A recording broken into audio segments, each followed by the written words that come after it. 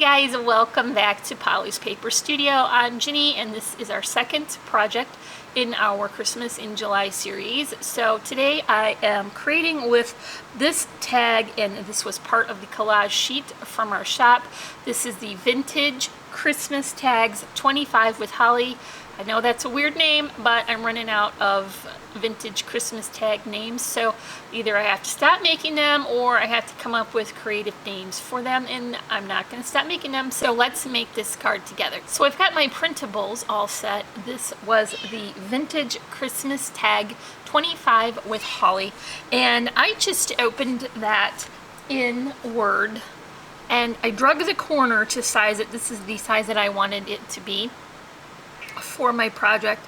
And then for the tag itself, I added an eyelet and some twine, and then put some stickles on the front to highlight the details. I also added it to a piece of 110-pound cardstock. That helps it to be sturdier. And then I added some double-sided foam adhesive so that I can build some dimension. For my card base, I just have a white cardstock, and then I finished the inside with the coordinating papers and left a small section for sentiment to be added. So this is a 5 by 6.5 inch card, and I'm gonna start layering with my cardstock here. And this is slightly grayish. I don't know if that comes across as well on camera, but I was really picking that to coordinate with this a stripe in the plaid. So it's not quite black, but it has a little vintage age to it. And I'm just gonna center that on top. I've got a doily here, and this is gonna be my first layer of doily, so other additional elements will be added on top of it. You won't really see as much of it, but the purpose of it is to break up these darker reds. So by itself it would have been really dark, but adding that layer of white makes this dimensional piece really pop. It's a pattern that I found at Hobby Lobby. I really love it, except that it's only single-sided and it was a little thin, which will work great for my journals and that type of thing, for my traveler's notebook. But I added it to another layer of that thicker cardstock just to be sure that it's not going to get misshapen with all the other layers in mailing.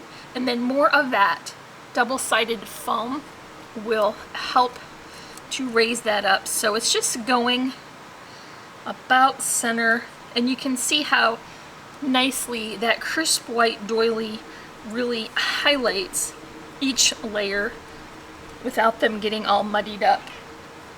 Alright, here is another doily, and this is cut from the Tonic Gold Mirror cardstock.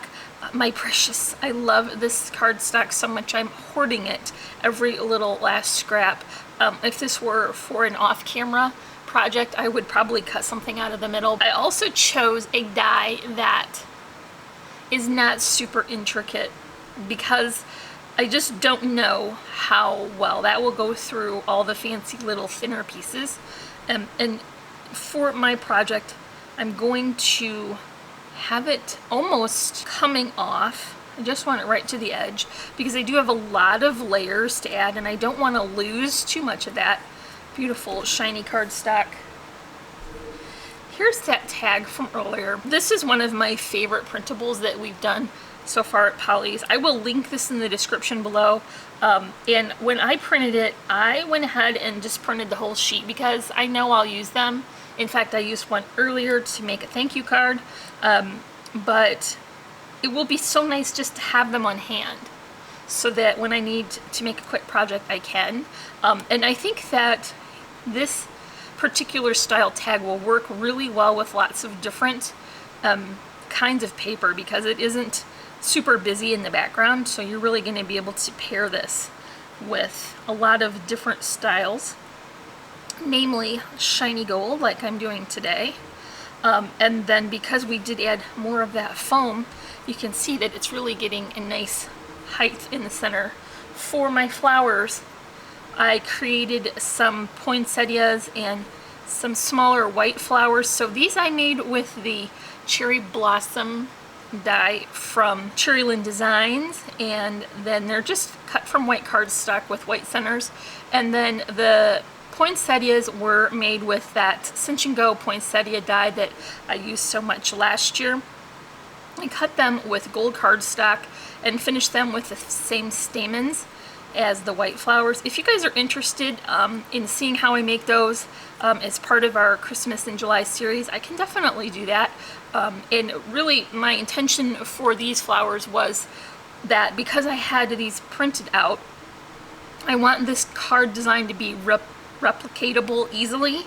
And you can't always do that when you have purchased flowers or ready-made. You're going to run out eventually and not be able to recreate the design. But because I made these, I can make as many as I want to.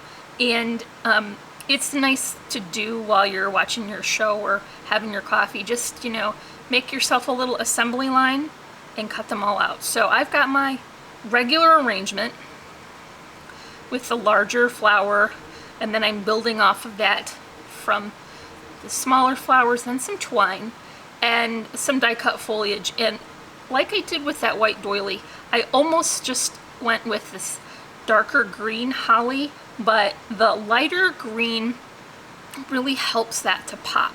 So I'm just going to add that right here, and it hugs the corner because I don't want to lose the shape of that banner cut. That dovetail is the feature that I really liked about this, so I'm just going to add it up here at the top. And then to finish the card, I've got a nice plaid bow here. I know there's two plaids going, but it's a different scale and a different kind of color combination, so I think it works well. Here's another twine bow here on top, layered and then added with a vintage button, and then just a couple little silver charms, and I have no problem mixing silver and gold. I think it looks just fine, so I'm going to add that right to the top, and that's it for a finished card. So I will leave a link in the description for this tag in the shop, as well as our social media sites. You can find us on Instagram and our blog and our Facebook and our Etsy shop.